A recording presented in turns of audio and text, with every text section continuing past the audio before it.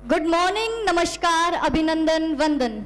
Prince edu hub Sikar Rajasthan के इस भव्य प्रांगण में आप सभी का हार्दिक स्वागत है। मैं सिमरन आज आपके समक्ष कार्यक्रम का संचालन करूंगी। आज हम जानेंगे कि नागरिक अनुशासन आखिर क्या है, उसके क्या उद्देश्य है, किस तरह नागरिक को अपने कर्तव्यों के प्रति जागरूक होना चाहिए और यह क्यों जरूरी है। मेरे पास बैठे मेरे साथी आज इन सभी प्रश्नों का उत्तर देंगे। कार्यक्रम को आगे बढ़ाने से पहले मैं आपको बता दूं कि अनुशासन क्या है। अनुशासन शुद्धिकरण की वह अग्नि है जिससे योग्यता निपुणता बन जाती है। आई होप कि आज के इस कार्यक्रम का नागरिक अनुशासन के बारे में जानकर आपको बहुत नॉलेज मिलेगी, जिसका हमारी लाइफ पर भी एक होलिस्टिक इम्पैक्ट रहेगा। चलिए अब हम हमारी ड्यूटीज की बात करें तो शासन का काम है हमें 24 घंटे बिजली पहुंचाना, पर नागरिक का भी तो कर्तव्य है ना कि उस बिजली को बचाए रखना। शासन का काम है हमें स्वच्छ पानी उपलब्ध करवाना, लेकिन एक नागरिक होने के नाते हमारा भी तो यह कर्तव्य है कि उस पानी की हर एक बूंद को बचाना। लोग सड़कों पर गंदगी, केले के छिलके क्यों फेंक देते हैं? क्यों वह उस देश को साफ नहीं रखते जिस धरती पर उसने जन्म लिया है? अगर एक नागरिक अनुशासित है तो वह स्वस्थ रहेगा, और अगर नागरिक स्वस्थ रहेगा तो उसका समाज स्वस्थ रहेगा, और अगर समाज स्वस्थ रहेगा तो उसका देश स्वस्थ रहेगा, और अगर देश स्वस्थ रहेगा तो वातावरण भी शुद्ध रहेगा। तो चलिए आज हम आपको मिलाते हैं हमारे साथियों के साथ। साथ बैठे हैं कीर्ति, अक्षिता, दिव्या, पूजा, मानसी, सौम्या, सूर्या और हरदास। तो चलिए प्रश्नों के सिलसिले को आगे बढ़ाते हुए मैं अपना पहला प्रश्न पूछना चाहूंगी। मेरा पहला प्रश्न पूजा जी आपसे है। पूजा जी, आप मुझे यह बताइए कि नागरिक अनुशासन आखिर क्या है? What is the meaning of civil discipline? जी, जब हम नागरिक कर्तव्य के बारे में बात करते हैं तो मैं नागरिक के कर्तव्य को भारत की प्राण शक्ति के रूप में देखती हूँ। दुनिया में जिन जिन देशों ने प्रगति की है, जिन जिन देशों ने कुछ अचीव किया है, या व्यक्तिगत जीवन में भी किसी ने कुछ अचीव किया है, तो इसके पीछे दो कारण हो सकते हैं। पहला अनुशासित जीवन, दूसरा है कर्तव्य के प्रति समर्पण।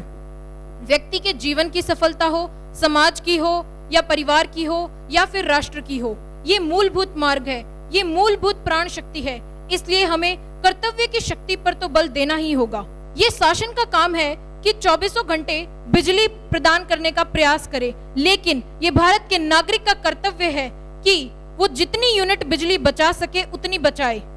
ये शासन का काम है, ये सरकार का दायित्व है कि वो देश के हर एक खेत तक पानी पहुंचाए, परंतु हर ड्रॉप मोर क्रॉप पानी बचाते हुए आगे बढ़ना, मेरे देश के हर एक खेत से ये आवाज उठनी चाहिए। केमिकल मुक्त खेती, ऑर्गेनिक फार्मिंग, ये सभी हमारा कर्तव्य है। इसलिए साथियों, चाहे पुलिस हो या पीपल हो, चाहे शासन हो या प्रशासन हो, ये नागरिक के कर्तव्य से कोई भी अछूता नहीं रह सकता। इसलिए अगर हर कोई नागरिक के कर्तव्य को सच्ची निष्ठा के साथ निभाएगा तो मुझे विश्वास है कि हम अपने इच्छित लक्ष्य को प्राप्त करने में समय से पहले ही सिद्धि प्राप्त कर सकते हैं। जी धन्यवाद। धन्यवाद पूजा जी। जिस तरह आपने नागरिक के कर्तव्यों के बारे में बताया, मैं आशा करती हूँ कि आप सभी को नागरिक के कर्तव्यों के बारे में जरूर पता लगा होगा।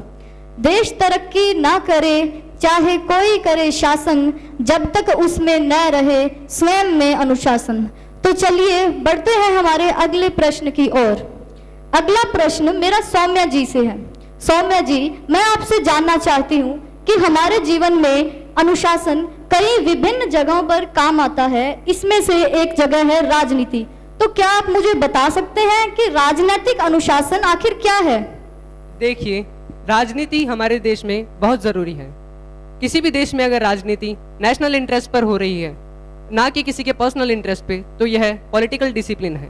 Now the question arises that who is politically disciplined? A person who is politically disciplined must be aware of the citizens' rights and duties. A person who is politically disciplined can tolerate the differences in religion, opinion, mindset, etc. A person who supports the collective growth of the society and fight against the social evils of the society is politically disciplined. A person who knows the value of his vote is politically disciplined. मेरे according एक politically discipline citizen ही एक ideal citizen है और हमारे देश को हमेशा से एक आइडियल सिटीजन की चाह रही है। धन्यवाद। धन्यवाद सौम्या जी। जैसा कि आपने बताया कि पॉलिटिकल डिसिप्लिन एक आइडियल डिसिप्लिन है, नेता की नीति ही समाज की स्थिति सुनिश्चित करती है। तो चलिए बढ़ते हैं अगले प्रश्न की ओर। मेरा अगला प्रश्न दिव्या जी आपसे है। दिव्या जी, भारत में लोग नागरिक अनुशासन को क्यों नहीं मानते और किन तरीकों से नागरिक अनुशासन को बनाए रखा जा सकता है? देखिए सिमरन, पहले मैं इस क्वेश्चन का आंसर देना चाहूंगी कि भारत में लोग रूल्स को क्यों नहीं मानते हैं। The first reason is that they are not aware about the consequences. They believe that breaking one rule will not cost them anything. But we should remember that lakhs of people die on Indian roads every year. This is the cost we are bearing, and this is the cost our country is bearing too. The second reason is that we are not concerned about our country. We are not concerned about our people. We are working on the principle of सब चलता है, लेकिन आज जान लीजिए कि सब नहीं चलता है। आपने ये कई बार कहा भी होगा और सुना भी होगा कि क्या हो जाएगा तेरे प्लास्टिक बाहर फेंकने से, और तू अकेला नहीं फेंकेगा तो उससे क्या हो जाएगा। लेकिन आज जानिए कि आपके अकेले प्लास्टिक बाहर ना फेंकने से क्या हो जाएगा। In simple words, we can save our planet earth. We are on the verge of mass extinction. Entire ecosystems are collapsing. We need to save our planet earth, so please be disciplined, be disciplined. The third reason is that there are no stringent provisions, means no strict action is taken after breaching of a particular rule. कोई भी strict action नहीं लिया जाता। हम में से कितनों ने अगर कोई रूल्स तोड़ा है तो उसके बाद में कोई अच्छा एक्शन लिया जा रहा है? नहीं लिया जाता। तो हमें एक अच्छे एक्शन की जरूरत है।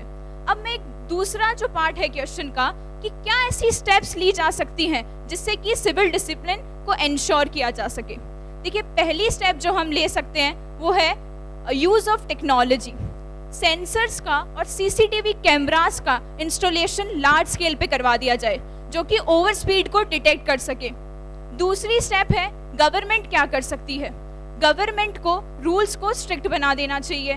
थर्ड, हम क्या कर सकते हैं, because we can't leave everything on the government and dump our heads in the sand like ostrich. We need to do something. मैं आपसे क्या मांग रही हूँ कि कुछ छोटे छोटे स्टेप्स लीजिए। सबसे पहले प्लास्टिक डस्टबिन में फेंकिए। दूसरी, हेलमेट पहनिए ड्राइव करते वक्त। तीसरी, ओवर स्पीडिंग ऑफ कार को अवॉइड कीजिए। Thank you. Thank you Divya. जैसा कि आपने बताया कि लोग सड़कों पर चलते हैं तो ट्रैफिक का ध्यान नहीं रखते, लोग ट्रैफिक के रूल्स को फॉलो नहीं करते और लोगों की ये आइडियोलॉजी बन गई है कि सब चलता है, इसलिए वह गंदगी फैलाते रहते हैं। अगर हम ये आइडियोलॉजी ही बदल लें कि सब चलता है, अगर हम इसे बदल लेंगे तो हमारा देश जरूर आगे बढ़ेगा, और अगर देश आगे बढ़ेगा तो एक दिन यह देश विश्व गुरु जरूर बनेगा। A developed country is one that allow its citizen to enjoy a free and a healthy life and a good environment. अगला प्रश्न मानसी जी मेरा आपसे है। नागरिक प्रशासनिक मामलों में सहयोग नहीं करता है, इस पर आपके क्या विचार हैं? जी सिमरन, देखिए, सबसे पहले मैं आपको बताना चाहती हूँ कि एक होता है प्रशासन, जिसका मतलब होता है rule with the public, rule for the public, और एक होता है शासन जिसका मतलब होता है ऑन द पब्लिक। एक सिटीजन तभी गवर्नेंस के अंदर कंट्रीब्यूट कर पाएगा जब उसको ये पता रहेगा कि मेरे ऊपर शासन नहीं बल्कि मेरे लिए शासन हो रहा है। आप आमतौर पर देखते होंगे जब हम कभी भी कोई भी गवर्नमेंट ऑफिस के अंदर जाते हैं तो वहाँ पे हमें क्या देखने को मिलता है कि जो प्रोसेस होती है वो काफ़ी ज़्यादा लंबी होती है, टाइम कंज्यूमिंग होती है, हमें बार बार जाना पड़ता है। तो क्या हमें ये लगता है कि हमारे एडमिनिस्ट्रेशन हमारे लिए ही अकाउंटेबल नहीं है? द वेरी फर्स्ट थिंग कि हम सिटीजन्स ने ही हमारे ऑफिसर्स को अपॉइंट किया है, उनको चुना है, तो क्या हम उनको अकाउंटेबल नहीं बना सकते? बिल्कुल बना सकते हैं। जैसे कि राइट टू इन्फॉर्मेशन 2005 एक्ट है, तो उसके अंदर सिटीजन्स यही तो इंश्योर कर रहे हैं कि आखिर जो टैक्स हम पे करते हैं उसका यूटिलाइजेशन कहाँ हो रहा है। एक देखिए, गवर्नमेंट का काम होता है पॉलिसी बनाना और उसको इम्प्लीमेंट करना, लेकिन ग्राउंड लेवल के ऊपर वो सच में इम्प्लीमेंट हुई है या नहीं हुई है, ये एक सिटीजन ही इंश्योर कर सकता है। इसके अलावा by participating in the election, जो सबसे बड़ा राइट सिटीजन के पास में है वो है वोट देने का या चुनाव में खड़े होने का। तो एक every person has a right to vote, तो उसके द्वारा वो एक रिस्पॉन्सिबल सिटीजन को चूज कर सकता है कि वो एडमिनिस्ट्रेशन के अंदर आए और अपना योगदान दे। प्लस एक क्लाइंट के रूप में भी हम अपने जो एडमिनिस्ट्रेशन या जो ऑफिसर्स हैं उनको अकाउंटेबल बना सकते हैं। हम कभी भी पब्लिक सर्विस लेते हैं, फॉर एग्जांपल गवर्नमेंट हॉस्पिटल्स, तो हम वहाँ जाके देख सकते हैं कि क्या वहाँ पे प्रॉपर फैसिलिटीज़ हैं जो हमारे लिए होनी चाहिए। इसी के साथ जैसे कि हमारे लिए पॉलिसीज़ बनाई जाती हैं, स्कीम्स लाई जाती हैं, तो वो हमारे लिए फेवरेबल है या नहीं है, इसको इंश्योर करने के लिए हम क्या कर सकते हैं, हम प्रोटेस्ट करते हैं, but protest should be in the peaceful manner. I personally believe a good citizen and responsible administration leads to a balance of power. अगर हम ये चाहते हैं कि हमारा शासन, हमारा प्रशासन एक इफेक्टिवली और स्मूथ वे में काम करे, तो हर एक सिटीजन को उसके लिए अपना काम करना होगा। Thank you. जैसा कि आपने बताया कि हम अगर देश के नागरिक हैं तो हमारी भी कुछ रिस्पॉन्सिबिलिटीज़ होती है और उन रिस्पॉन्सिबिलिटीज़ को फुलफिल करके ही हम अपने आप को अनुशासित रख सकते हैं। अनुशासन का पालन करना सदैव कड़वा होता है, लेकिन उससे प्राप्त होने वाला फल सदैव मीठा होता है। सूर्य जी, मेरा आपसे यह प्रश्न रहेगा कि नागरिक अनुशासन का मानव जीवन व देश के विकास में क्या योगदान हो सकता है? जैसा कि आपने अभी पूछा कि नागरिक अनुशासन का मानव जीवन और देश के विकास में क्या योगदान रह सकता है, तो मैं आपको बता दूं कि देश का विकास तभी संभव है जब नागरिक स्वतः अनुशासन रहेगा। और जहाँ तक मुझे लगता है, we should one example learn from the Japan, क्योंकि वहाँ पे अगर आंदोलन भी होता तो वो भी एक अनुशासन के साथ होता है। एक व्यक्ति थे MD मियो, जिन्होंने मतलब ये मुहिम चलाई थी कि आंदोलन करना है तो एक सिस्टमेटिक वे में करना है, और वो आंदोलन इस तरीके से करा कि वो चाहते तो अलग रूप में भी उस आंदोलन को एक मोड़ दे सकते थे, जिससे कई करोड़ों रुपए की संपत्ति जापान में नष्ट हो सकती थी, लेकिन उन्हें शांति तरीके से इस मुहिम को चलाई और आंदोलन को भी इस रूप में समझा कि हमें अनुशासन के रूप में एक आंदोलन को करना चाहिए। और दूसरी चीज़, हमारे मेघालय के DGP SK सेल्वामणि, जिन्होंने जो डायरेक्टर जनरल ऑफ पुलिस है मेघालय के, उन्होंने प्रत्येक कांस्टेबल को यहाँ तक कि निचले जमीन स्तर तक बता दिया कि मतलब प्रतिदिन 2 घंटे व्यायाम करना जरूरी है हर कांस्टेबल के लिए।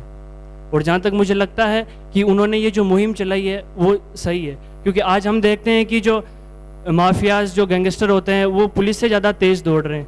तो जहाँ तक उन्होंने DGP ने ये जो रूल अपनाया है, मुझे लगता है ये जहाँ तक सही है।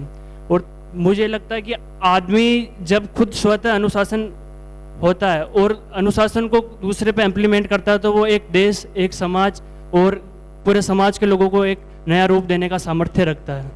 और रही तीसरी बात कि नागरिक अनुशासन एक ऐसी मुहिम है जिसके तहत हम लोहे से सोने में जाने का सामर्थ्य रखते हैं, और ये पूरी जितनी प्रक्रिया, चाहे वो राजनीतिक क्षेत्र हो, सांस्कृतिक क्षेत्र हो या फिर शिक्षा क्षेत्र हो, एक व्यक्ति उसके निर्णय के आधार पर पूरे सिस्टम को बदल सकता है अगर वो स्वतः अनुशासित हो तो, और अनुशासित नहीं हो तो किसी और रूप में भी उसको भेजा जा सकता है। धन्यवाद। धन्यवाद सूर्या जी। जैसा कि आपने जापान का उदाहरण देकर बताया कि जापान में प्रोटेस्ट होते हैं तो भी अनुशासन में ही होते हैं, लेकिन हमारे भारत में क्या होता है, लोग पुलिस पर ही पत्थरबाजी करने लग जाते हैं, पुलिस को ही मारने उतर जाते हैं। तो यह एक गलत है। अगर हम एक अनुशासित नागरिक हैं तो हमारे भी कर्तव्य है कि हम उस पुलिस मैनेजमेंट के साथ, प्रशासन के साथ कोऑर्डिनेट कर चलें। कितने ही आए गए धरती पर इंसान, अनुशासन में जो रहे बनते वही महान। तो अगला प्रश्न मेरा कीर्ति जी से है। कीर्ति जी, किस प्रकार साहित्यिक स्रोतों से मिले नैतिक मूल्य सिविल सर्वेंट के लिए उपयोगी सिद्ध हो सकते हैं? हाँ, जैसा कि हमें विदित है कि साहित्यिक स्रोतों के अंदर देशी साहित्य में वैदिक साहित्य, बौद्ध और जैन ग्रंथ, इसी के साथ में विदेशी साहित्यों के विवरण भी शामिल होते हैं। जो सिविल सेवक की तैयारी करता अभ्यर्थी है और जो सिविल सेवक के पद पर प्रतिष्ठित व्यक्ति है, वह इन साहित्यिक स्रोतों से कई तथ्यों को ग्रहण कर सकता है। उदाहरण के तौर पर रामायण के किष्किंधा कांड में वर्णित है कि अगर कोई व्यक्ति मेहनत करता है तो वह कुछ भी प्राप्त कर सकता है। इसे एक पंक्ति के द्वारा बताया गया है, कवन सो काज कठिन जग माही, जो नहीं होत तात तुम भाई। इसी के साथ में ही महाभारत के गीता के अंदर बताया गया है कि जो व्यक्ति कर्म करता है उसे परिणाम की प्राप्ति का लोभ नहीं होना चाहिए। इसका ये मतलब नहीं कि हम परिणाम के बारे में सोचें ना, लेकिन इसका ये मतलब है कि हम कर्म करते वक्त कर्म का आनंद लें, उसे अच्छे से करें, ना कि ये सोचें कि हमारी इसमें जीत होगी या हार होगी। इसी के साथ में ही श्रीमद् भागवत गीता के अध्याय 2 के श्लोक 33 में बताया गया है कि श्री कृष्ण कहते हैं कि हे अर्जुन, तुम्हारा काम क्षत्रिय है, तुम्हें क्षत्रिय होकर युद्ध करना चाहिए। उसी प्रकार हम अभ्यर्थी, हमारा काम पढ़ाई करना है। जो प्रशासनिक अधिकारी है उसका काम है कि वो अच्छे से चुनौतियों का सामना करे, किसी के दबाव के बिना अपना कार्य निष्पक्षता से करे। हमें यह पता है कि महाभारत के अंदर अभिमन्यु एक महान योद्धा थे। उन्हें ये ज्ञान था कि युद्ध के अंदर कैसे जाएं, चक्रव्यूह में कैसे जाएं, लेकिन उन्हें यह नहीं पता था कि वो वापस कैसे आ सकते हैं। तो उन्होंने अपने ज्ञान को अपडेट नहीं किया, और हम अभ्यर्थी जो सिविल सेवा की तैयारी करते हैं, हमें अपने ज्ञान को लगातार अपडेट करना चाहिए। इसीलिए हमारे जो टीचर्स कहते हैं कि हमें रोज़ न्यूज़पेपर पढ़ना चाहिए, हमें उस पर ध्यान देना चाहिए, अपने ज्ञान को अपडेट करना चाहिए और अपने आप को सिविल सेवक के पद पर पहुंचाने के लिए प्रयासरत रहना चाहिए। Thank you. धन्यवाद कीर्ति जी। जैसा कि आपने बताया कि रामायण में लिखा हुआ है, मेहनत जो करता है वो कुछ भी प्राप्त कर सकता है, और हम तो ठहरे सिविल सर्वेंट्स, यूपीएससी की तैयारी करने वाले छात्र, तो हमारा काम भी है कि अनुशासन में रहकर अपनी प्रिपरेशन को जारी रखना। अनुशासन की सराहना करना एक आम बात है, लेकिन अनुशासन के लिए समर्पित होना एक महान बात है। हरदास जी, अब मैं आपसे जानना चाहूंगी कि नागरिक अनुशासन का एक नागरिक के जीवन में क्या महत्व होता है। नागरिक अनुशासन एक नागरिक को समाज में एक महत्वपूर्ण स्थान देता है। स्वामी विवेकानंद जी ने बहुत ही अच्छी बात कही थी कि जब एक नागरिक अनुशासित होता है तो वो पूरे समाज को अनुशासित करता है, और एक अनुशासित समाज पूरे राज्य को एक अनुशासन की डोर में बांध देता है। नागरिक का अनुशासन अगर नहीं है तो उसके व्यक्ति के जीवन में कभी सफलता प्राप्त नहीं हो सकती। इसका उदाहरण अपन वायु से समझ सकते हैं। वायु अनुशासन में रहकर फूलों की सुगंध को अपनी खुशबू में समेटकर चारों ओर जिस प्रकार खुशबू का माहौल बना देती है, उसी प्रकार व्यक्ति अपने जीवन में अपने अनुशासन के मध्य सामंजस्य बिठाते हुए खुद के साथ साथ औरों को भी भविष्य की राह तय करता है, औरों के जीवन को उज्जवल भविष्य बनाने की राह तय करता है। किम रॉन्ग ने अनुशासन के बारे में बहुत ही अच्छी बात कही थी कि discipline is the bridge between accomplishment and goals. Thank you.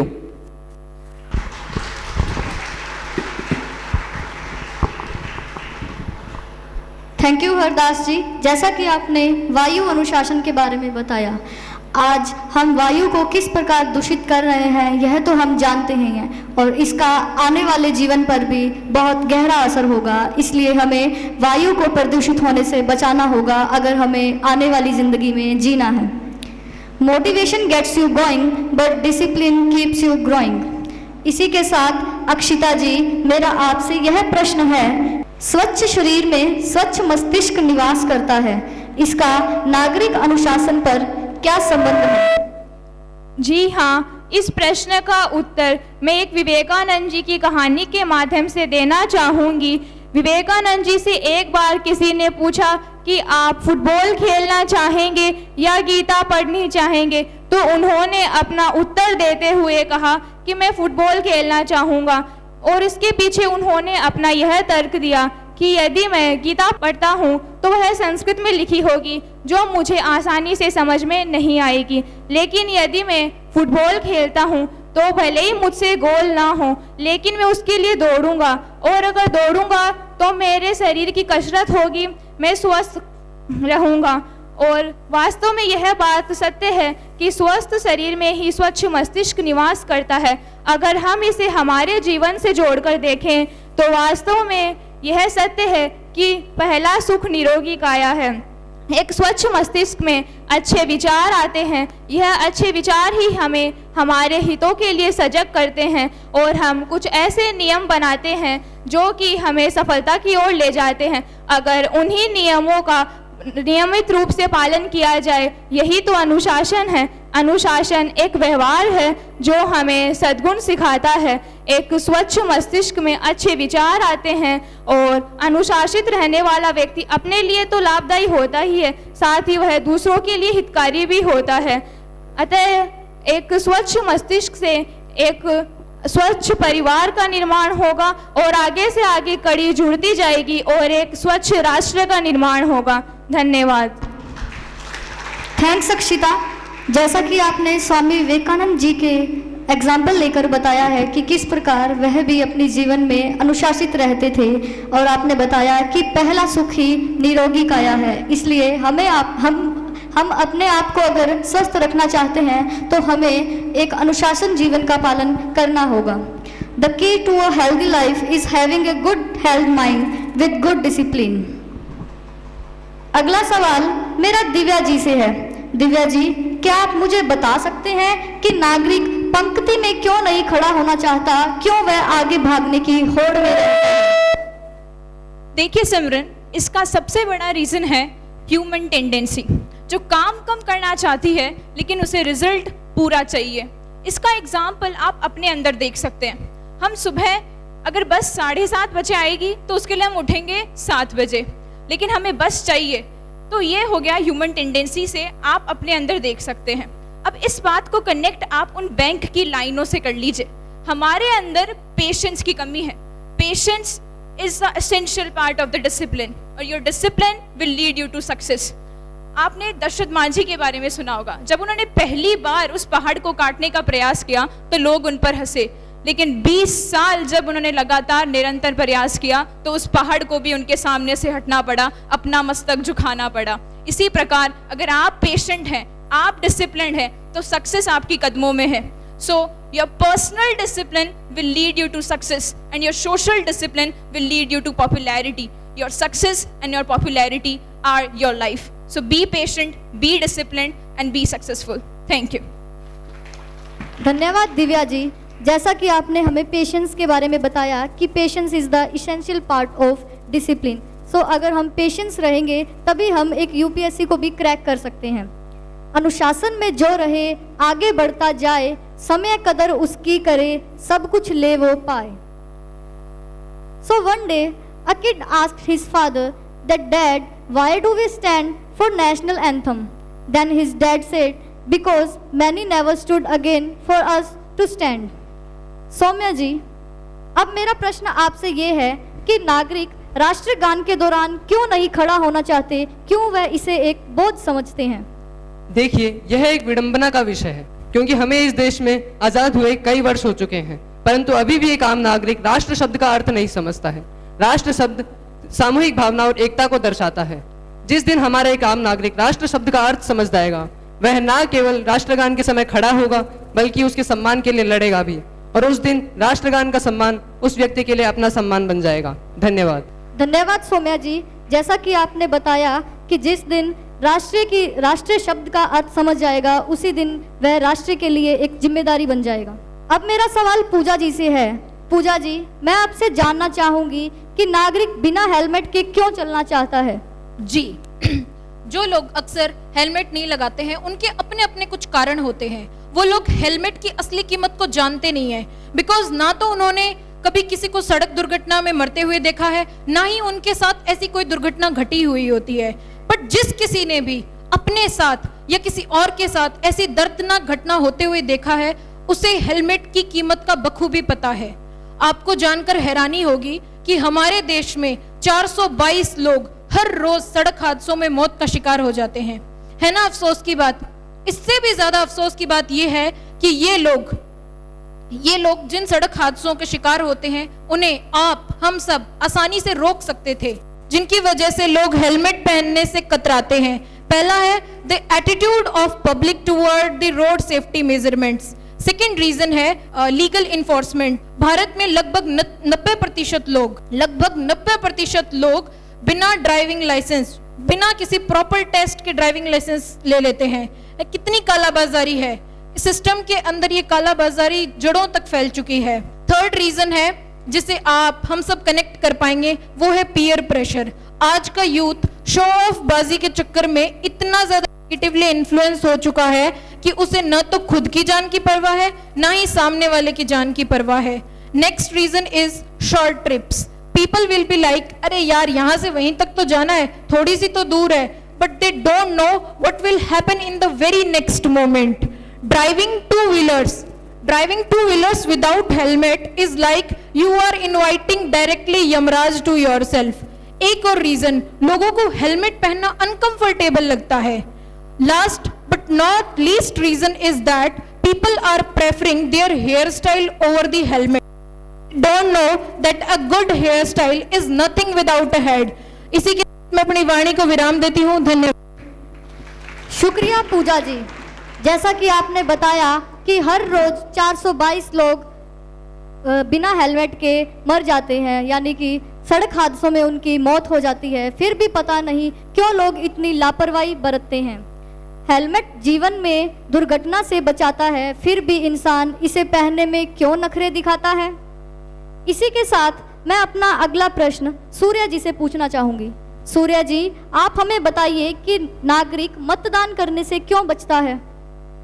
नागरिक मतदान करने से क्यों बचता है, जैसा आपने मुझसे पूछा कि वो जब भी वोट देता है पिछली बार की, वो सोचता है कि एक अच्छी सरकार उसके परिवार के लिए, उसके समाज के लिए एक अच्छा कार्य करेगी, उसे पारदर्शिता दिखेगी। लेकिन हम जैसे ही हमारे राज्य में बात करें तो हमें पता है कि पिछले साल कितने पेपर लीक हुए हैं, कि ये इस गवर्नमेंट जॉब का paper leak, first grade, second grade, third grade, हर वैकेंसी का पेपर लीक हुआ।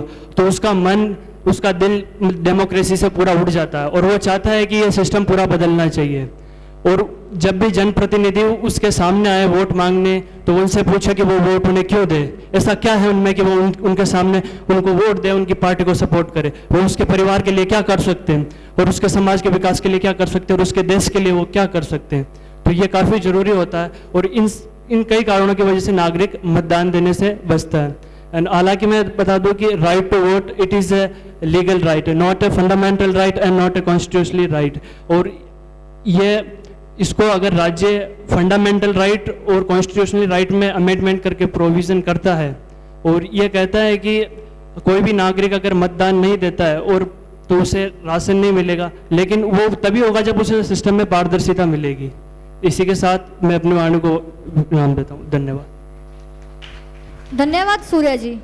जैसा कि आपने बताया कि राइट टू वोट हमारा फंडामेंटल राइट है, लेकिन हमारी यह ड्यूटी भी है कि उस राइट टू वोट को फुलफिल करना।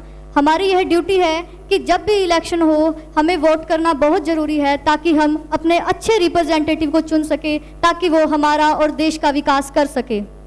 जन जन को शिक्षित और जागरूक बनाना है, सही नेता चुनने के लिए मतदाता को जगाना है। इसी के साथ मेरा अगला प्रश्न मानसी जी से है। मानसी जी, मेरा आपसे यह प्रश्न है कि नागरिक अपने अधिकारों एवं कर्तव्य के प्रति जागरूक क्यों नहीं होता है। जी, first of all, I would like to request all of you that civil discipline should not be considered as a burden, but it should be considered as a duty as well as the responsibility of every citizen. देखिए, हम अपने देश की सेवा सभी लोग करना चाहते हैं, पर इसका मतलब ये तो नहीं है कि हम सब लोग आर्मी में भर्ती हो जाएं या बॉर्डर पे जाके देश की सेवा करें। बट इंस्टेड ऑफ दैट जो हम कर सकते हैं वो है सिविल डिसिप्लिन को फॉलो करना।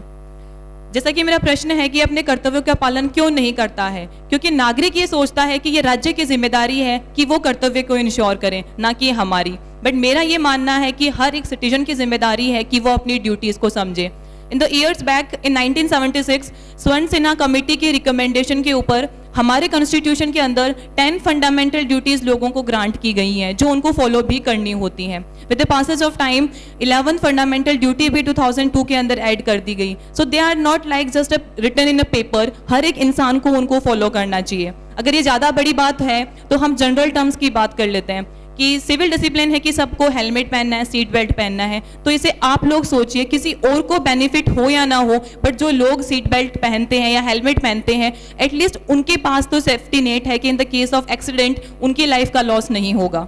तो मैं बस इतना कहना चाहती हूँ कि हम लोग ये मानते हैं कि भारत विश्वगुरु बनेगा, नो डाउट बनेगा, बट ऐसा नहीं है कि भारत विश्वगुरु सडनली बन जाएगा। It will step by step, और उन्हीं स्टेप्स के अंदर एज ए एक्टिव सिटीजन हम लोग कंट्रीब्यूट कर सकते हैं by following the civil discipline. Thank you. Thank you Mansi. मुकद्दर है कि हम भारतीय हैं, क्योंकि अधिकारों की खबर तो सभी को है, पर कर्तव्य के लिए सब बेखबर हैं। अब मैं चाहूंगी कि अगर आप सभी के मन में भी कोई प्रश्न है तो आप अपना प्रश्न मेरे साथियों से पूछ सकते हैं। प्रियांशी, मैं आपसे अनुरोध करती हूं कि आप नागरिक अनुशासन के लिए मेरे साथियों से प्रश्न पूछें। सर्वप्रथम आप सबको नमस्कार मेरी ओर से, और आप सबका तहे दिल से धन्यवाद कि आपने नागरिक अनुशासन की एक परिचर्चा हमारे सामने व्यक्त की, जिससे हमें काफ़ी सूचनाएं मिली और अवश्य हम इन सभी का पालन करेंगे। तो मेरा आप सभी से यही कॉमन क्वेश्चन है, जैसे पूजा जी आपने बताया कि लोग शो ऑफ के टेंट के कारण नागरिक अनुशासन फॉलो नहीं करते। आजकल हम हमारी सोसाइटी में, सोशल मीडिया में, सिनेमा में यही एक्चुअली देखते हैं कि जो अनुशासन पालन करता है वो एज ए विलन ट्रीट किया जाता है, और जो अनुशासन पालन नहीं करता है वो हीरो ट्रीट किया जाता है। तो ये मैं आपसे क्वेश्चन पूछती हूँ कि ये जो टेंट बना है हमारी मेंटिलिटी में कि जो फॉलो, मतलब ये कैसे बदला जाए, और ये कब से शुरू हुआ था? क्योंकि देखा जाए हमारे दादाजी के टाइम पे ऐसा कुछ नहीं था। अगर अभी देखा जाए जेल पर जाते ही, मतलब कोई जेल पर जाके आए प्राउड से कहेगा, स्टेटस लगाएगा कि मैं जेल पर जाकर आया हूँ। हमारे दादाजी के टाइम पर ऐसा नहीं हुआ करता था। तो ये कब से शुरू हुआ और इसको कैसे बदल सकते हैं, ये हमारा आपसे क्वेश्चन है। धन्यवाद। कि जैसा कि आपने क्वेश्चन पूछा है कि जो डिसिप्लिन फॉलो करता है उसे एज कंसिडर किया जाता है, और जो हीरोगिरी दिखाता है उसे हीरो मान लिया जाता है। तब मैंने आपको एक चीज बताई थी कि जो आजकल का यूथ है वो नेगेटिवली इन्फ्लुएंस हो रहा है। जो हमारा सोशल मीडिया है या जो और अदर सोर्सेज हैं जिनकी वजह से हमारा यूथ है वो नेगेटिव दिशा की ओर जा रहा है। इस कारण जो लोग डिसिप्लिन में चलते हैं तो शॉर्ट टर्म के लिए तो उन्हें बोरिंग माना जाएगा, बट आप अगर लॉन्ग टर्म पे देखें ना, दुनिया में जितने बड़े बड़े लोग जिन्होंने कुछ हासिल किया है ना, उनकी एक ही कारण था, वो था अनुशासन। तो जो अनुशासन को फॉलो करेगा ना वो दुनिया में कुछ भी अचीव कर सकता है। Thank you. बहुत ही अच्छा क्वेश्चन था प्रियांशी आपका, और पूजा जी आपने भी बड़े इत्मीनान से इस प्रश्न का उत्तर दिया है। तो चलिए बढ़ते हैं प्रश्नों के सिलसिले की ओर। मेरा अगला प्रश्न हरदास जी आपसे है। हरदास, क्या आप मुझे बता सकते हैं कि नागरिक राष्ट्रीय पर्वों पर तो राष्ट्रीय ध्वज को दिल से लगाए रखता है, पर अगले ही क्षण वह उसे क्यों सड़कों पर फेंक देता है? आजकल ये मुद्दा सामने आ रहा है कि लोग कुछ सीमित पर्वों तक, सीमित दिनों तक ही राष्ट्रीय ध्वज का सम्मान करते हैं। वो पर्व गुजर जाने के बाद उनकी कोई कदर नहीं रहती। इसके दो प्रमुख कारण हैं। पहला कारण ये है कि मीडिया के युग के दौरान लोगों में दिखावटी की प्रवृत्ति बढ़ गई है। लोग कैमरे के सामने आकर सर्वश्रेष्ठ प्रदर्शन करना चाहते हैं। कैमरे के पीछे उनको न तो वो दिल से सम्मान करते हैं, न उनको कोई ध्वज से मतलब रहता। दूसरा कारण यह है कि आज के लोगों में राष्ट्रीय भावना का वो उभार नहीं है जो मेवाड़ के लोगों में, मेवाड़ की धरा के प्रति था। जब तक इस प्रकार की राष्ट्रीय की भावना उत्पन्न नहीं होगी, लोगों का ध्वज से दिल का जुड़ाव नहीं होगा, तब तक ये सम्मान मुश्किल है। और मेरा मानना है कि राष्ट्रीय ध्वज का अपमान करने वाले लोगों को राष्ट्रीय ध्वज के पीछे के इतिहास के बारे में जानना अब तक बहुत कुछ बाकी है। तो मैं चाहूँगा कि भारत के शिक्षा नीति में ये सिलेबस में ये लिखा जाए, सिलेबस में राष्ट्रीय ध्वज के निर्माण के इतिहास को डाला जाए ताकि लोग इनको समझे और इनका सम्मान करें। धन्यवाद हरदास जी। राष्ट्रीय ध्वज कोई कागज का टुकड़ा नहीं है, बल्कि यह एकता, आजादी और बलिदान का प्रतीक है। इसके रंग हमने खून से सजोए हैं। अगला प्रश्न मेरा कीर्ति जी से है। कीर्ति जी, मैं आपसे जानना चाहूंगी कि नागरिक राष्ट्रीय स्मारकों पर गंदगी क्यों फैलाता है, क्यों वह उन्हें अपना नहीं मानता? हाँ, जैसा कि हमें पता है कि नागरिक राष्ट्रीय स्मारकों पर गंदगी फैलाता रहता है, और ये भी पता है कि हमारे मौलिक कर्तव्यों के अंदर राष्ट्रीय स्मारकों की रक्षा के विषय में बात कही गई है। लेकिन लोग मौलिक कर्तव्यों को मानना आवश्यक नहीं समझते हैं, ना ही वो राष्ट्र की संपत्ति को अपनी संपत्ति, अपना दायित्व नहीं समझते। वो उसे सार्वजनिक उपभोग की वस्तु समझकर वहां पर गंदगी फैलाते रहते हैं। और इसका ये भी एक कारण हो सकता है कि लोग ये समझते हैं कि अगर वो कर रहा है तो मेरे करने में क्या प्रॉब्लम है। आर्थिक विकास के लिए, देश के आगे की बातों के लिए सजग नहीं है। उन्हें यही नहीं पता कि ये राष्ट्रीय स्मारक हमारे देश के लिए कितना पर्यटन उपलब्ध करवाती है। पर्यटन का मतलब कि लोग बाहर से आते हैं, विदेशों से आते हैं और हमारे राष्ट्रीय स्मारकों के अंदर भ्रमण करते हैं, जिससे हमारी जीडीपी को भी कई फायदे होते हैं। जीडीपी के अंदर पर्यटन का विकास और पर्यटन का योगदान 6.23% के लगभग है और ये हमारे देश के व्यक्तियों को 8.68% का योगदान और रोजगार देता है। लोग अगर इस बात की तरफ सजग हो जाएं कि हमारा मौलिक कर्तव्य क्या है, हमारा देश का विकास किस दिशा में जाना चाहिए, तो वो ऐसा कार्य नहीं करेंगे। मैं अपनी वाणी को विराम एक बात कहकर कहना चाहूंगी कि रामायण के 7 कांडों में से एक कांड सुंदर कांड के अंदर कहा गया है कि तृणधरी ओट कहती वेदेही, अर्थात ये बात तब की है जब रावण सीता माता से मिलने आता है और उनसे वार्ता करने आता है, तो सीता माता अपने एक तिनके के सहारे उनसे वार्ता करती है। तो एक छोटा सा तिनका भी माता के सम्मान की रक्षा कर सकता है। तो हम बुद्धिजीवी मनुष्य, जो हमारे देश का सम्मान है, जो हमारे देश का गर्व है, हमें भी इस राष्ट्र की और स्मारकों की रक्षा करने के लिए अपना कर्तव्य पालन करना चाहिए। Thank you. थैंक यू कीर्ति, बहुत ही अच्छा आपने बताया कि किस तरह स्मारकों से टूरिज्म बढ़ता है और टूरिज्म किस तरह हमारी देश की इकोनॉमी के लिए बहुत ही एक इम्पोर्टेंट रोल प्ले करता है। अब मैं स्नेहा जी आपसे अनुरोध करती हूँ कि आप भी मेरे साथियों से एक प्रश्न पूछें। जैसा कि आप सभी हमें नागरिक अनुशासन के बारे में बता रहे हैं, इससे हम सभी की ज्ञान वृद्धि हो रही है, पर मेरा आप सभी से ये प्रश्न है कि जब हम नागरिक अनुशासन की बात करते हैं तो हम कहते हैं कि नागरिक इस चीज़ को फॉलो नहीं करता, पर देखिए नागरिक भी तो वही करता है जो वो देखता है और समझता है। जब हम पार्लियामेंट की बात करते हैं तो पार्लियामेंट में किस तरीके से लड़ाइयाँ होती हैं, वो अपनी बात को प्रेजेंट करने की कोशिश करते हैं, बट कहीं ना कहीं फाइट पर उतर आते हैं। तो जब नागरिक ऐसी चीज़ें होते हुए देखता है तो वो कैसे बिलीव करेगा कि जो पर्सन मुझे रिप्रेजेंट कर रहा है, जब वो खुद ऐसी चीज़ों को सपोर्ट कर रहा है तो वो खुद क्या करेगा। जी स्नेहा, मैं आपके इस प्रश्न का जवाब इस रूप में देना चाहती हूँ कि जैसे कि आपने कहा कि हम पार्लियामेंट के अंदर अनुशासनहीनता देखते हैं, तो नो डाउट वो हमारे जो रिप्रेजेंटेटिव्स हैं उनकी गलती है, बट उनको चूज किसने किया है? सिटीजन्स ने ही तो उनको चूज किया है। तो समहाउ एक जो बेस्ट टूल सिटीजन्स के पास में होता है वो होता है इलेक्शन। जब इलेक्शंस हो रहे होते हैं, जब कैंडिडेट खड़ा होता है, तो उसको उस कैंडिडेट के प्रति जो उसके लक्षण है, उसका व्यवहार कैसा है, उसको देखते हुए उसे वोट देना चाहिए, इररिस्पेक्टिव कि वो इस पार्टी से बिलोंग करता है या उसकी छवि ऊपर ऊपर से अच्छी है। तो हमें ऐसे ही रिप्रेजेंटेटिव को चूज करना चाहिए जो ना केवल खुद बल्कि अपने देश को अनुशासन में रख सके। Thank you. Thank you Sneha, जो आपने इतना बढ़िया प्रश्न पूछा, और थैंक यू मानसी कि आपने इतने इत्मीनान से इस प्रश्न का उत्तर दिया। किस तरह आपने अनुशासन पार्लियामेंट के अंदर देखा है।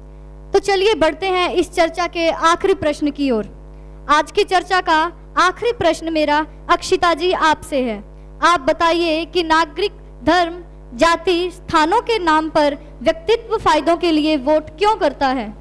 जी, इस प्रश्न का उत्तर मैं गांधी जी के एक कथन के माध्यम से देना चाहूंगी। गांधी जी ने कहा था कि धर्म विहीन राजनीति मृत देह के समान है।